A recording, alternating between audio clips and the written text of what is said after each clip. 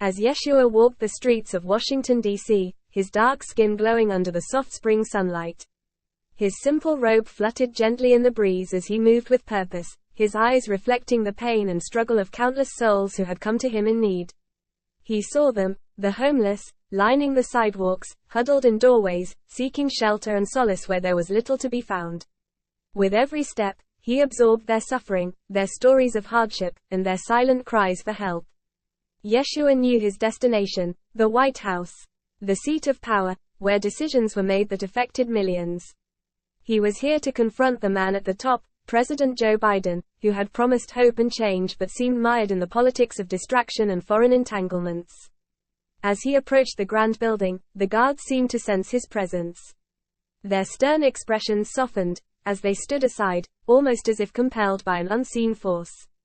Yeshua walked through the halls with a calm authority, the clamor of the world's problems momentarily hushed by his mere presence. In the Oval Office, President Biden sat behind the resolute desk, a stack of reports and memos before him, his brow furrowed in concentration. The door opened quietly, and Yeshua entered. Biden looked up, his eyes widening in surprise. "Mr. President," Yeshua spoke, his voice steady and resonant, "I've come to speak with you about the homeless crisis in your country," he roared. Biden straightened in his chair, a mixture of curiosity and defensiveness in his gaze. "We've been trying, Yeshua. There are programs, there are initiatives. But there are so many other things, global responsibilities, wars that need our attention." Yeshua stepped closer, his eyes piercing and unyielding. "You spend billions on wars while your own people suffer on the streets. Your priorities are misguided," he said, as his anger grew. Biden sighed, his weariness evident. "You don't understand, Yeshua. I took on Corn Pop, the neighborhood bully.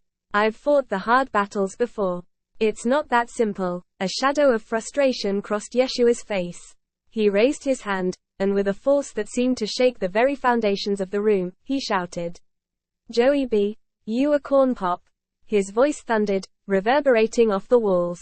"You have become the bully, ignoring the cries of your own people while you wage battles far from home." Biden recoiled, stunned into silence and tears. The weight of Yeshua's words hung heavily in the air. Without another word, Yeshua sat down, his posture serene yet commanding. The silence stretched, a palpable reminder of the truth just spoken. Biden stared at Yeshua, the realization slowly dawning on him. He saw, in that moment, the reflection of his own failures, the faces of the homeless etched into his conscience. The world outside continued to turn, but within the walls of the Oval Office, a profound shift had taken place. Yeshua's presence was a reminder of what true leadership meant, to serve and to uplift the least among us. And as he sat there, in quiet defiance, the message was clear. Change was not just necessary, it was imperative for the benefit of the whole world as one.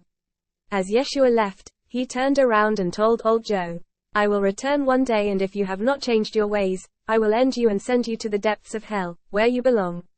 And so Yeshua rejoined the people and led them to a better place and a more prosperous life filled with unity and fairness for all who walk on Mother Earth. Peace and blessings to you all.